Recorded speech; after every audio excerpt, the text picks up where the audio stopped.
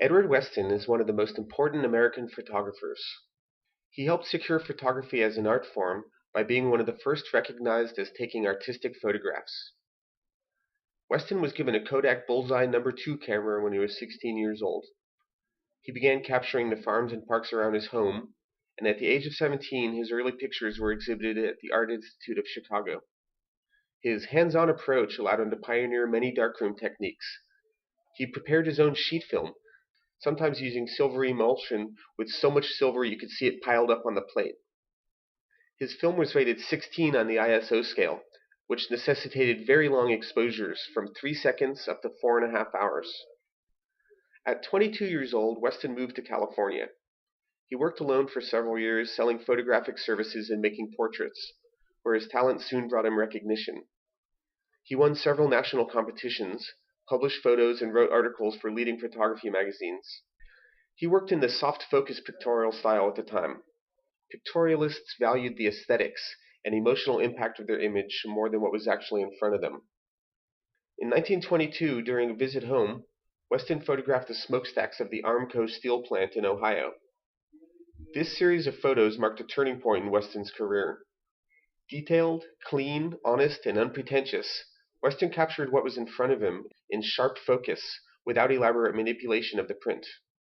This new way to use his camera would inform his work and the entire field of photography.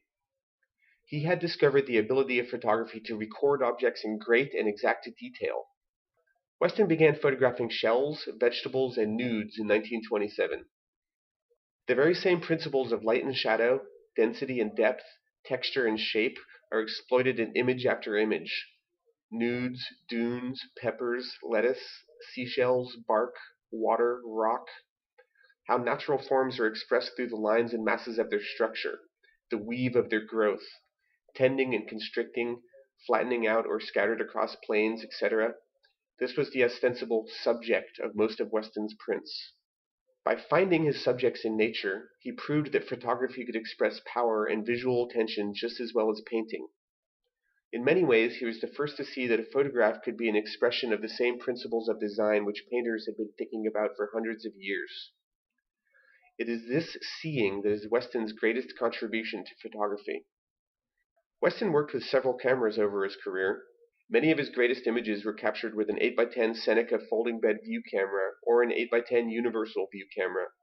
In 1933, Weston bought a 4-inch by 5-inch Graflex camera. This was smaller and lighter than the large view cameras he had been using. This allowed him to interact more closely with his subjects. At this time, his nudes began more to resemble the organic forms, roots, rocks, and vegetables which he had been studying. Weston's commitment to clarity and simplification, and his interest in the formal qualities of mundane and everyday objects, defined his work as modern.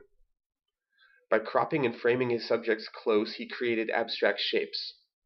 And with this treatment, Weston is saying that portraiture can be arbitrary, and that abstraction is as important as capturing a likeness. This new, modern, clean, and honest style gained many champions who, along with Weston, renounced the pictorial style. A number of these photographers, including Ansel Adams, Willard Van Dyke, Imogen Cunningham, and Sonia Noskowiak, joined with Weston to found Group F64, which valued unmanipulated, straight photography. Their aim was to develop a new modernist aesthetic that was based on precisely exposed images of natural forms and found objects. F64 is the aperture setting these artists most frequently used to capture great depth of focus in both foreground and background. No longer did he seek to create beauty in conventional romanticism, but rather invited the natural beauty of his subjects to reveal themselves.